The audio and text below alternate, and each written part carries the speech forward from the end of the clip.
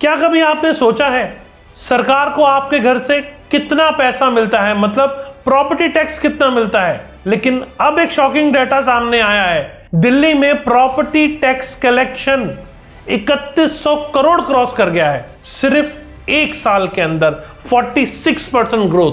अब सवाल यह है, क्या लोग ज्यादा टैक्स दे रहे हैं या सिस्टम बदल रहा है? सबसे इंपॉर्टेंट बात, इसका रियल एस्टेट मार्केट पर क्या असर पड़ रहा है, आज इस वीडियो में पूरी डिटेल देने वाला हूं। वीडियो को लास्ट तक देखिएगा तब पूरी क्लैरिटी मिलेगी। तो अगर आज का मेरा वीडियो इंफॉर्मेटिव लगे तो लाइक कमेंट शेयर करना है, और फ्यूचर में रेगुलर ऐसे इंफॉर्मेटिव वीडियोस के लिए आपको चैनल को सब्सक्राइब करना है, क्योंकि मैं हूं प्रदीप मिश्रा और आप देख रहे हैं प्रॉपर्टी मिश्रा शो। तो चलिए शुरू करते हैं और डिटेल में समझते हैं।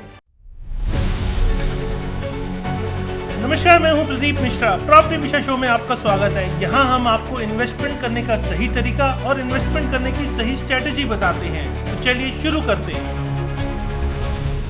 क्या हुआ है एग्जैक्टली? जी हां, दिल्ली की म्युनिसिपल कॉर्पोरेशन ऑफ दिल्ली यानी एमसीडी ने फाइनेंशियल ईयर 2025-26 में 3116 करोड़ प्रॉपर्टी टैक्स कलेक्ट किया है। पिछले साल ये था 2132 करोड़ रुपए, यानी करीब 46% की ग्रोथ।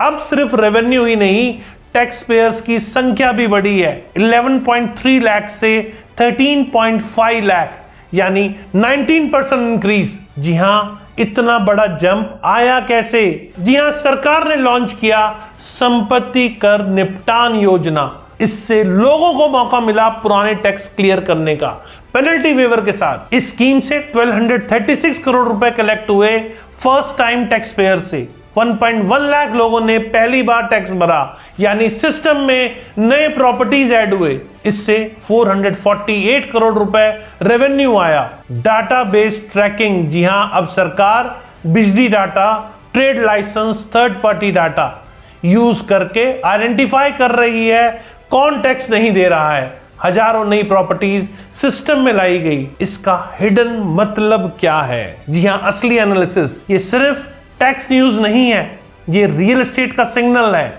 फॉर्मलाइजेशन बढ़ रहा है।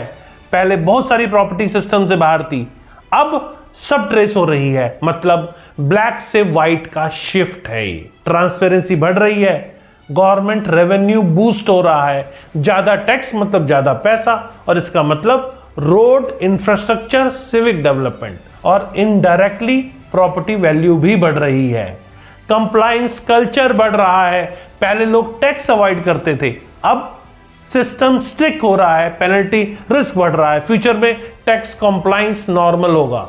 अब आप सोच रहे होंगे कि इसका, इन सब चीजों का रियल एस्टेट पे क्या असर पड़ेगा? जी हां, इन्वेस्टमेंट का इंपैक्ट है।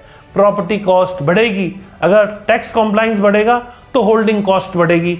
इन्वेस्टर को एक्स्ट्रा कॉस्ट फैक्टर करना पड़ेगा। इलीगल प्रॉपर्टीज दबेंगी। अनऑथराइज्ड प्रॉपर्टीज जो अंडर रिपोर्टिंग है या बेनामी सेटअप्स हैं, इन पर प्रेशर बढ़ेगा। इसका रिजल्ट होगा जेन्युइन प्रोजेक्ट्स ग्रो करेंगे, रेगुलेटेड मार्केट स्ट्रांग होगी, और रेंटल मार्केट पे भी अच्छा खासा असर देखने को मिलेगा। लैंडलॉर्ड का कॉस्ट बढ़ेगा तो क्या करेगा? किराया बढ़ाएगा, यानी रेंटल यील्ड अपवर्ड प्रेशर होगा। इन्वेस्टमेंट सेफर होगा। जब सिस्टम ट्रांसपेरेंट होता है तो फ्रॉड कम होता है, इन्वेस्टर का कॉन्फिडेंस भी बढ़ता है।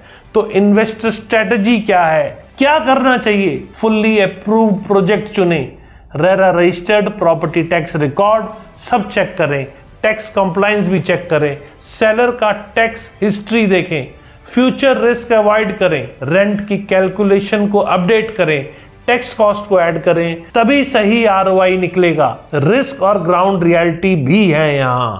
ओवर इन्फोर्समेंट का रिस्क, ज्यादा स्ट्रिक्ट रूल्स हरासमेंट की पॉसिबिलिटी बढ़ाता है, कॉस्ट बर्डन बढ़ाता है, और मिडिल क्लास बायर को भी कहीं ना कहीं इंपैक्ट करता है। अभी भी गैप है। जी हां, अभी भी दिल्ली में बहुत सारी प्रॉपर्टीज टैक्स नेट से बाहर हैं, यानी ग्रोथ और आएगी। तो ये सिर्फ टैक्स कलेक्शन नहीं है, ये रियल एस्टेट का फॉर्मलाइजेशन फेज है। जैसे जीएसटी ने बिजनेस बदला, वैसे ही property tax reform real estate को बदलेंगे। एक सिंपल न्यूज ये नहीं है, ये बड़ा स्ट्रक्चरल शिफ्ट की तरफ इशारा है। ये दिखाता है गवर्नमेंट अब बहुत ज्यादा सीरियस हो चुकी है, खासकर कंप्लायंस को लेकर।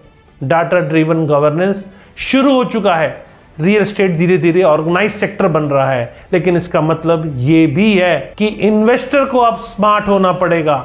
अब सिर्फ लोकेशन नहीं, documentation, tax compliance, legal clarity सब इंपॉर्टेंट होगा। आने वाले समय में रियल एस्टेट मार्केट दो हिस्सों में बटेगा, कंप्लायंट वर्सेस नॉन कंप्लायंट। और जो इन्वेस्टर सही साइड पर रहेगा वही लॉन्ग टर्म वेल्थ बना पाएगा। कैसी लगी मेरे द्वारा दी गई जानकारी?